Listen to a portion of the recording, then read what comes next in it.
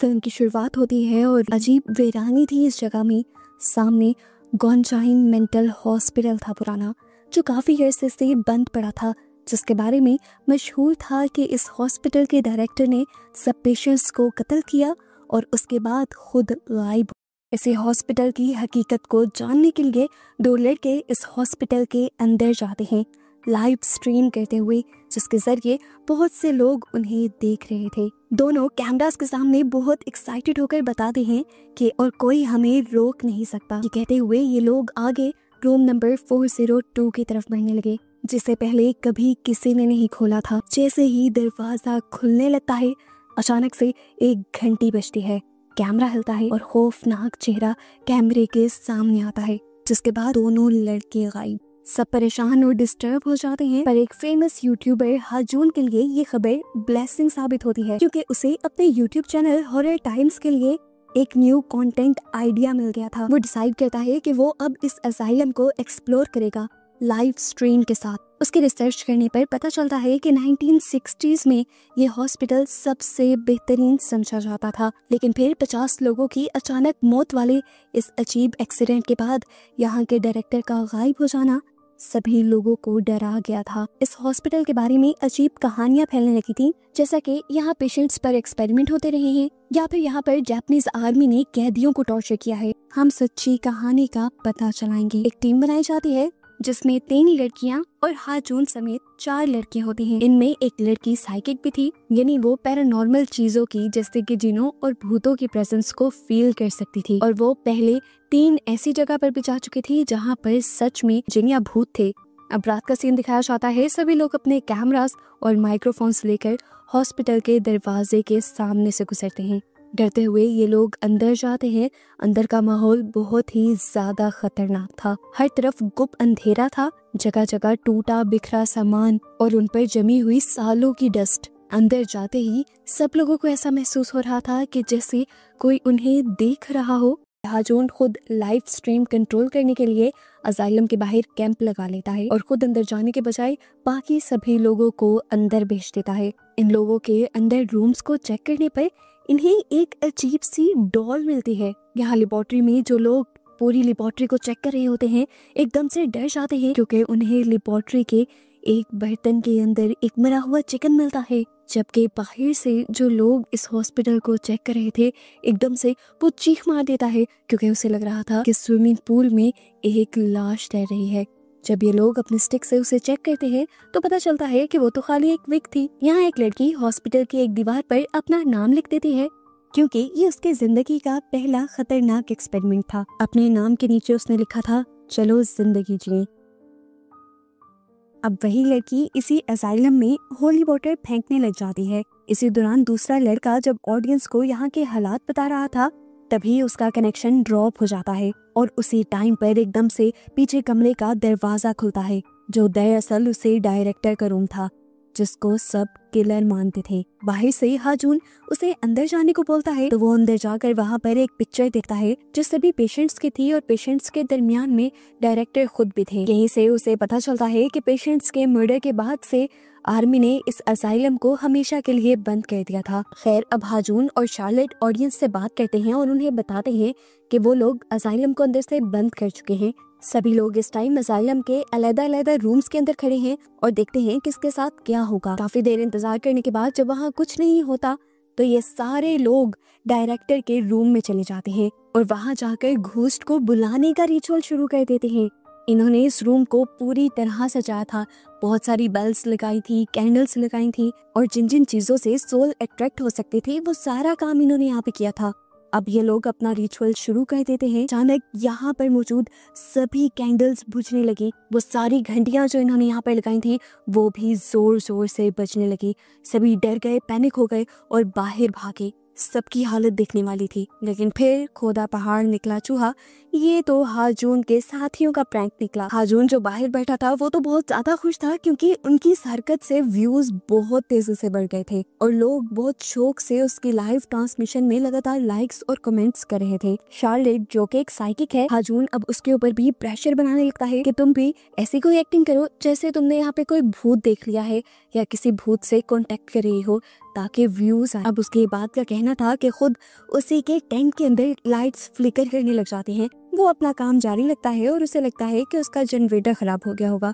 अंदर दिखाया जाता है कि पूरी टीम मिलकर अब लैब के अंदर जाने वाली थी, जहां से इन्हें पहले मरा हुआ चिकन और ऊट पटांग की चीजें मिली थी। अब यहाँ नोटिस करने वाली बात ये थी कि इसी लैब के अंदर इन्होंने एक डॉल देखी थी, और अब जब ये लोग वापस इस जगह पर आए थे, वो डॉल अपनी जगह से दूसरी जगह पर रखी हुई थी। जायहान और शार्लेट ये देखकर डर जाते हैं, क्योंकि उन दोनों ने ही ये बात नोटिस कर ली थी और ये काम उनमें से किसी का भी नहीं था। यहाँ पर उनके ग्रुप का एक मेंबर उन्हें बताता है कि ये डॉल बिल्कुल एक पेशेंट जैसी लग रही है, जिसकी तस्वीर उसने डायरेक्टर के रूम में देखी थी। वो लड़का एक्साइटेड होकर उस डॉल को उठाने लगता है तो शार्लेट उसे रोक देती है, मना कर देती है कि उसे हाथ मत लगाना।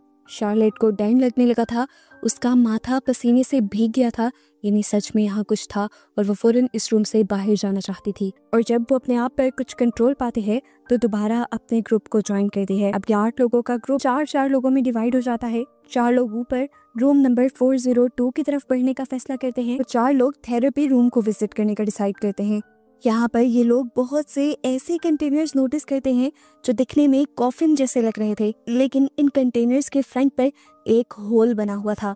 अब यहाँ पर एक लड़का उस सुराख के अंदर हाथ डाल लेता है और ऐसी एक्टिंग करता है जैसे अंदर से किसी ने उसका हाथ पकड़ लिया था। वो जोर से चिल्लाता है। शार्लेट इस मर्तबा डर जाती है। वो सबको ऐसा करने से मना भी करती है, लेकिन कोई उसकी बात नहीं सुनता। व्यूज लेने के चक्कर में बाहर से हाजून की आने वाली इंस्ट्रक्शन के मुताबिक ये सब लोग उस कंटेनर के अंदर हाथ डालते हैं और सभी ऐसे एक्टिंग करते हैं कि जैसे अंदर से किसी ने उन्हें पकड़ा हो। अब शार्लेट को भी ऐसा करना पड़ता है इन सब के प्रेशर में, और उसके साथ सच में वही हो जाता है जिसका उसे डर था। कॉफिन के अंदर से किसी ने उसका हाथ पकड़ लिया था और वो हाथ छोड़ने को तैयार भी नहीं था। वो जब डरकर चिल्लाने लगती है तो सब उसकी मदद के लिए आते हैं, उसे मिलकर खींचते हैं, लेकिन सबकी ताकत कम पड़ गई थी। आखिर अंदर जो कोई भी था उसने खुद ही शार्लेट का हाथ छोड़ दिया, और शार्लेट ने जब हाथ बाहर निकाला तो देखा जैसे किसी ने अपने तेज नाखूनों से उसे खरोंचा हो। ये सब लोग डर गए थे, इसलिए फौरन कॉरिडोर की तरफ भागते हैं और तभी देखते हैं कि किसी ने शार्लेट का स्कार्फ पकड़ लिया है। शार्लेट जब कॉरिडोर में आती है तो देखती है कि जहाँ पर उसने अपने नाम के नीचे लेट्स लिव लिखा था, वहाँ अब तुम्हारी मौत लिखा हुआ आ रहा था, और इससे वो और भी ज्यादा डर गई।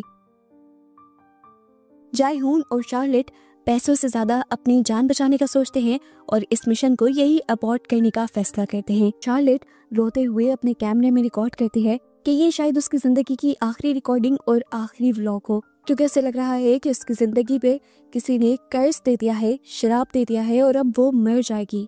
हाजून बाहर से अपने साथियों को कहता है कि तुम जाकर हाजून और शार्लेट से कहो कि तुम्हें इस लाइव स्ट्रीम के और भी ज्यादा पैसे दिए जाएंगे। शायद पैसों को सुनकर वो इस मिशन को अबॉर्ट न करें।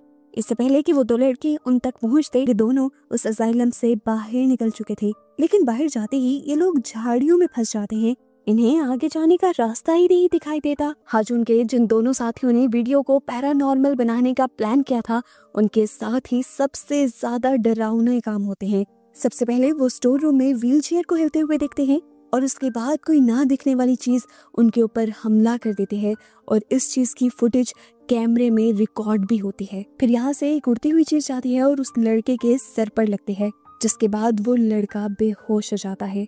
उधर दूसरा लड़का जैसे ही इस कमरे से बाहर निकलने की कोशिश करता है तो उसके सामने दरवाजा बंद हो जाता है। बाहर शार्लेट और जायहून किसी चीज को स्मेल करते हैं और नोटिस करते हैं कि बाहर वही मरा हुआ चिकन और केमिकल पड़े थे जो लैब के अंदर थे, और ये उनका पीछा कर रहे थे।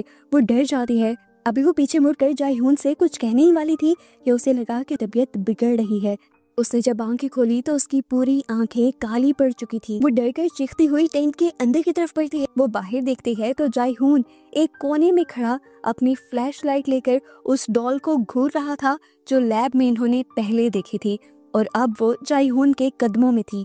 अब वो एक और मर्तबा चिल्लाई। वो डरी एक क्रिएचर यानी एक भूत को अपनी आंखों से देखकर, जिसने पलक झपकते ही उसे पकड़ लिया और खींचते हुए अंधेरों में ले गया। और फिर शार्लेट की आवाजें कम होते होते खत्म हो गईं। ऊपर हाजून का वो एम्प्लॉय जिसके ऊपर घोस्ट ने हमला किया था और वो बेहोश हो गया था, उसे भी होश आता है और वो देखता है कि उसके बाकी साथी रूम नंबर 402 खोलने की कोशिश कर रहे हैं। वो फौरन उनके पास जाता है और उनको वार्न करने की कोशिश करता है कि ऐसा मत करो, यहाँ पर सच में भूत हैं। लेकिन ये लोग उसकी बात नहीं सुनते।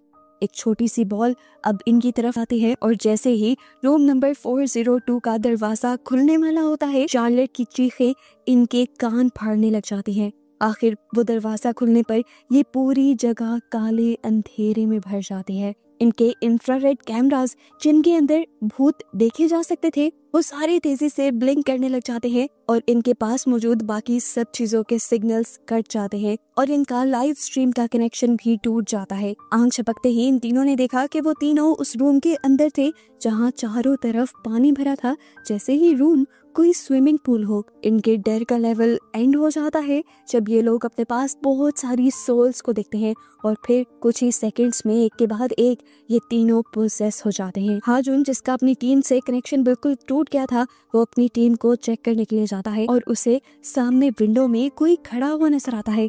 अब वो भी डर गया था अंदर जाने से, इसलिए वो एक ड्रोन पर कैमरा लगाते हुए उस ड्रोन को अंदर भेजता है। लेकिन ये क्या, सामने जो भी खड़ा था वो हाजुन की शक्ल का ही था।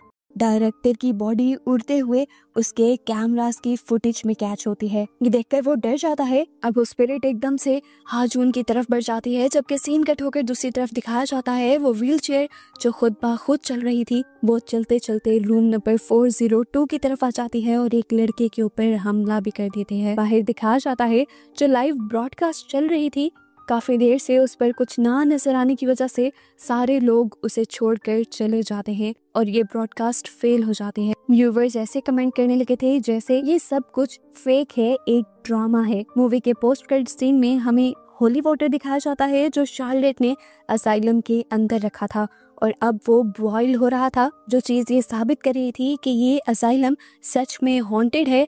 और बस इसी सब के साथ ही मूवी यहाँ खत्म हो जाती है।